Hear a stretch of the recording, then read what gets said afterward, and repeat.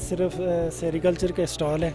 हम सिर्फ यहाँ लोगों को सर्विस कैसे प्रोवाइड करते हैं, हम फार्मर्स को कैसे सर्विस देते हैं, वो सिर्फ हमने ये चीज़ दिखाई हुई है, इसलिए हमने ये स्टॉल लगाए हैं। आप जस्ट यहाँ पे इंफॉर्मेशन दे रहे हैं सेरीकल्चर की। सेरिकल्चर के हवाले से। सेरीकल्चर की डेफिनेशन कीजिएगा प्लीज़। सेरिकल्चर एक जो इंडस्ट्री है, ये सिल्क वार्म एग्स फार्मर्स को प्रोवाइड करती है। उसके बाद फार्मर इनकी फार्मिंग करते हैं और अपना रॉ मटेरियल अपनी मार्केट में बेचते क्या मशरूम्स हैं, क्या चीज़? हैं। ये मशरूम्स हैं, इसके ये एग्स हैं। ये एग्स हैं। ये 3 से 4 दिनों में इस तरह का एक वाम, छोटा सा वाम बन जाता है।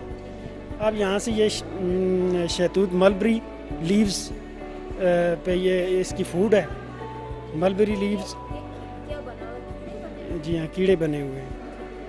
जो आप इसको मलबरी लीव्स देंगे तो ये अपनी ग्रोथ बढ़ाता जाएगा। ठीक है, अब ये इसकी ग्रोथ बढ़ चुकी है। ग्रोथ इसकी बढ़ चुकी है। अब ये इसका तीसरा स्टेज है। ठीक है, ये अब चौथे स्टेज में इस तरह चला जाता है। ठीक है, चौथे स्टेज में ये इतना बड़ा हो जाता है। अब ये इसका 5वां स्टेज होता है, ये इसका लास्ट स्टेज है। तो यहाँ जाके ये अपनी खुराक खाना बंद करता है। ये तकरीबन 35 दिनों में ये अपना सर्कल पूरा कर जाता है। ये इसको सिल्क वार्म बोलते हैं। ठीक है, ये हैश लीव है। एग्स है। ये एचिंग के दौरान इसको इस तरह रखा जाता है। ठीक है, एक शीट पे रखा जाता है। जब रूम टेम्परेचर 28 पे पहुंचता है तो ये हैच हो जाता है, ये इस तरह बन जाता है। इसको वार्म बोलते हैं ना, सिल्क वार्म।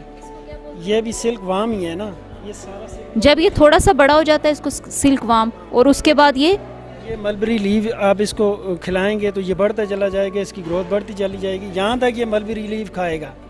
ठीक है, जब ये इतना बड़ा हो जाएगा 35 दिनों में, तो ये अपनी खुराक खाना बंद कर देगा और अपने लिए छुपने की जगह तलाश करेगा। ठीक है, जो फार्मर्स होते हैं इस तरह के कोकून एज डाल देते हैं उसमें। ठीक है, उसको उठा के कोकून एज में डालते हैं, तो वहाँ जाके ये स्पिनिंग करता है, अपने मुंह से सलाइवा अपना निकालता है और अपने ऊपर लपेटता है। जो सलाइवा होता है वो ऑक्सीजन के साथ रिएक्ट करके एक धागा बन जाता है। ठीक है, जब ये धागा बनता है तो इस तरह की इसकी शेप बन जाती है। इसको कोकून बोलते हैं। जो फार्मर्स होता है इसको ड्राई करके आगे मार्केट में बेच देता है। तो इससे बनता है रेशम का कपड़ा। इससे बनता है रेशम का धागा, उससे बनता है कपड़ा। ठीक है, कपड़ा भी यहीं पे कश्मीर में बनाया जाता कश्मीर में नहीं बनाया जाता, ये कराची और लाहौर में टेक्सटाइल मिलों में जाता है, वहाँ जाके बनता है। है। रेशम का कीड़ा पैदा कहाँ पे होता है? कश्मीर में। कश्मीर में होता है, तो कश्मीर के अलावा ये पेशावर में भी होता है और बलूचिस्तान के कुछ इलाकों में भी होता है। लेकिन ये अब इसकी थोड़ी पैदावार कम है, चूँकि ये कास्टली होता है, लोग इसको इसका इतना ज़्यादा इल्म नहीं रखते। लेकिन इस सनत का जितना फ़ायदा है, चाइना की ये सबसे ज़्यादा प्रोडक्शन वाला में डिपार्टमेंट है जो चाइना में। तो इंडिया क्या कहते हैं इसको, गवर्नमेंट को कोई ऐसे इनिशिएटिव्स लेने चाहिए कि इस इंडस्ट्री को प्रमोट? इसको जितना प्रमोट करेंगे ये मुल्क के लिए इतना ही ज़्यादा फ़ायदेमंद होगा।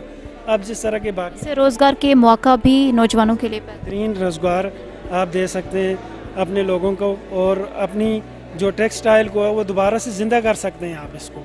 ये टेक्सटाइल आप जो ये जितनी प्रोडक्शन कश्मीर की होती है, ये सारा मिला के आपको फुटबॉल जो सियालकोट में ये टेक्सटाइल मिले, फुटबॉल सीने के लिए धागा भी कम पड़ जाता है।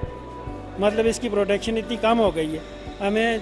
हम ये चाहते हैं कि गवर्नमेंट इस लेवल पे आए तो फार्मर्स के लिए कोई अच्छे अच्छे प्रोजेक्ट लाए, ताकि जिससे ये वही धागा है। लेकिन जब ये टेक्सटाइल में जाएगा, ये डाई होगा अपनी अपनी वो एक वैरायटीज़ में, या अपने अपने हिसाब से डाई करते हैं इसको। फार्मर्स को ये रॉ मटेरियल बेचना पड़ता है, ये रॉ मटेरियल बेच के वो अपने लिए प्रॉफिट ले लेता है। जो डिपार्टमेंट वाले होते हैं इसको यहाँ से कट लगाते हैं, इसको आप देखें यहाँ से कट लगा होगा, ये जो कट लगता है इससे एक प्यूपा निकलता है इस तरह। ये प्यूपा 3 से 4 घंटों बाद एक बटरफ्लाई बन जाती है इस तरह। इसमें एक मेल होता है, एक फीमेल होता है, तितली की तरह। अब ये बटरफ्लाई 3 से 4 दिनों में एक शीट पर इसके दोबारा एग्स लिए जाते हैं। ये इसके एग्स हैं जो नेक्स्ट सीज़न के लिए फार्मर्स को प्रोवाइड करने के लिए हम इसको दोबारा से सेव कर लेते हैं। जब ये एग्स दे देती है तो ये बटरफ्लाई मर जाती है। अब इसको जो है जो कट हो गई उससे आप धागा नहीं ले सकते। अब जो रॉ मटेरियल होता है ये जो कट ना हो उससे आप धागा ले सकते हैं। अब ये इस तरह है, इसको कोकून बोलते हैं। ये चीज़ बन जाती है जो फार्मर्स आके मार्केट में भेज देता है। ये चीज़ इसका रेशा या इसका डाया बहुत बारीक होता है, ये नज़र से देखने में कम आता है। अब ये 40 से 45 कोकून मिल के बनाते हैं तब जाके ये रील होता है। ठीक है, इस एक से 1 किलोमीटर धागा होता है। इसकी जो लेंथ होती है वो 1 किलोमीटर तक होती है इस धागे की। हाँ, चूँकि ये बहुत ज़्यादा कास्टली होता है, या ये पैराशूट टायर्स में इस्तेमाल होता है, सर्जरी में इस्तेमाल होता है और टाइज वगैरह बनाने के लिए इस्तेमाल होता है। तो इसका हम जहाँ से कट लगाते हैं ना, जो इसका मटेरियल बचता है ना बीच में, वो मछली की आप जो फार्मिंग करते हैं लोग, उनको खिलाने के लिए बहुत अच्छी चीज़ है। हाँ जी, जो इसका वेस्ट होता है, जो इसके वेस्ट है ना, वो मछली के लिए एक बेहतरीन खुराक है।